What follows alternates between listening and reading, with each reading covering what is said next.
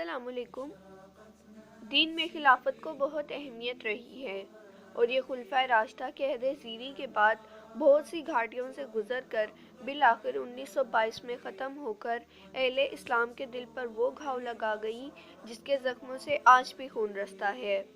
अगरचे ये हकीकत आज भी अपनी जगह एक वजूद रखती है कि जनाब इमाम हुसैन रज़ियल्लाहु तआला अन्हा के बाद तारीख़ इस्लाम में मलूकियत का अमल दखल शुरू हो गया, लेकिन इसके बावजूद एक ज़माने तक मुसलमान हुक्मरान खुद को खलीफा ही कहलाते थे।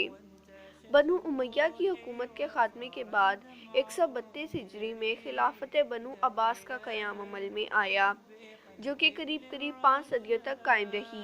इस ज़माने में बगदाद इल्म व हिकमत का घर तस्वुर होता था, बल्कि इसका शुमार ताकतवर तरीन हुकूमतों में भी होता था, जिसको हारून अल रशीद और मामून अल रशीद जैसे अजीम खुलफा ने कुव्वत व हशमत की बुलंदियों पर पहुंचाया। लेकिन फितरत के असूल हर कमाल राज़वाल के तनाजुर में जब 8वें खलीफा मुअत्तसिम बिल्लाह के बाद अब्बासियों ने महज हवस के लिए इक़्तिदार को अपना मुंतमाए नज़र बना लिया, तो हलाकू खान के हाथों इसका भी खात्मा हो गया। खिलाफत उस्मानिया इसी राग से जन्म लिया।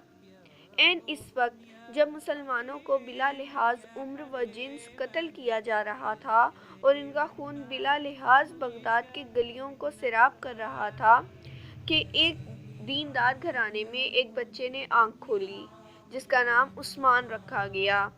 इनकी अच्छी तरबियत की गई। जब वह जवानी की हदूद में पहुंचा तो अपना रूहानी ताल्लुक एक दरवेश से जोड़ लिया।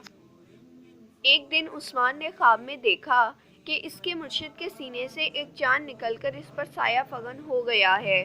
साथ ही इसके कदमों से एक दरख्त निकला, जो देखते ही देखते न सिर्फ जवान हुआ, बल्कि इसकी शाखों ने दुनिया के बड़े हिस्से को अपनी लपेट में ले लिया और इसकी कोख से 4 दरियाओं और 4 पहाड़ों को भी निकलते देखा। उस्मान ने ख्वाब अपने पीर मुर्शिद को सुनाया तो उन्होंने कहा, मुबारक हो, अल्लाह ने तुम्हें और तुम्हारी औलाद को अपने दीन के लिए चुन लिया है। ये 1299 का साल था जब फितरत ने उस्मान को सल्तनत उस्मानिया कायम करने की कुव्वत बख्शी। ये नौज़ायदा इस्लामी मुमलिकत इस बाज़नियती हुकूमत के पड़ोस में कायम हुई, जिसको आज हम अहले रूम की हुकूमत के नाम से मौसूम करते हैं। उस्मान, जिसको तुर्क आज भी गाजी उस्मान के नाम से याद करते हैं, का अहद हुकूमत एक मिसाल के तौर पर पेश किया जाता है। गाजी उस्मान की हुकूमत अदल व इंसाफ पर मबनी थी। ये अजीम हुक्मरान जब 1226 में इस दुनिया से रुखसत हुआ तो इससे कबल अपने बेटे को ये नसीहत की थी कि जहाद फी सबीलिल्लाह को कायम रखते हुए हमेशा दीन इस्लाम का परचम सर बुलंद रखना और अदल व इंसाफ पर कायम रहना। इसने कहा कि मेरी नस्ल से जो शख्स भी इस्लाम से बेवफाई का मर्तकब होगा तो वो रोज़े महशर रसूल पाक की शफात से महरूम रहेगा, लेकिन हर अरूज को ज़वाल है। 1922 में एक बैनुल अक़वामी मुआहदे के तहत इस अजीम सल्तनत को ख़त्म कर दिया गया। इसके बाद इस्लामी हुकूमत मरकज़ छतरी से निकल गई और मुख्तलिफ टुकड़ों में बंट गई। पहले जंग अजीम के बाद तुर्कों को शिकस्त हुई तो इसके बाद इत्तेहादी ममालिक ने, जिसमें बरतानिया और फ्रांस शामिल थे, तुर्क सुल्तान से ये शर्तें मनवाईं कि सुल्तान की ज़ाती इमला को ज़ब्त कर लिया, खिलाफत उस्मानिया को तोड़ दिया, जो कि 3 ब्राज़मों पर कायम थी।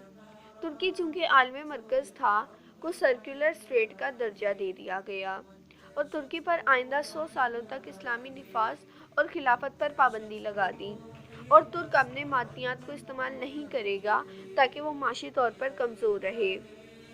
लेकिन अब ये ज़वाली दौर अपने इख्तिताम की तरफ है, क्योंकि ये मुआहदा ख़त्म होने वाला है और तुर्की एक पावरफुल रियासत बनकर सामने आएगा, जिससे इस्लाम की सरबुलंदी होगी। अल्लाह से यही दुआ है कि वो इस्लाम की सरबुलंदी करने वालों को सलामत रखे और हमें अपने दीन पर कायम रहने की ताकत दे। आमीन।